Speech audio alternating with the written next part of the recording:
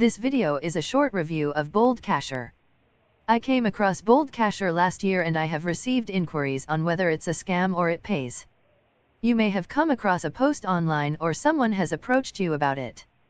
From the research, Boldcashers is a payment service provider, financial technology, electronic marketing company that is involved in money transfer and pay a commission to its members who introduce other active member to its system as they make money too.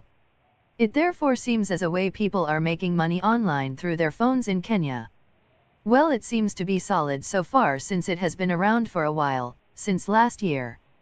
I know people who have made money with it. It's more of a networking program, so if you can get a good team under you, then you can make money online. Here is how it works. When you create a free account with you activate it with Kenya shillings 1,550.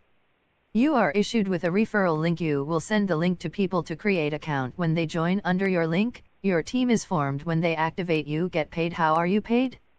When you bring your first person, you are paid Kenya shillings 650. When you bring your second person, you are paid Kenya shillings 650. Third person onwards to infinity, you will continue being paid Kenya shillings 1,150 per person. When those you referred also bring people, you are paid Kenya shillings 450 per person. How do you withdraw?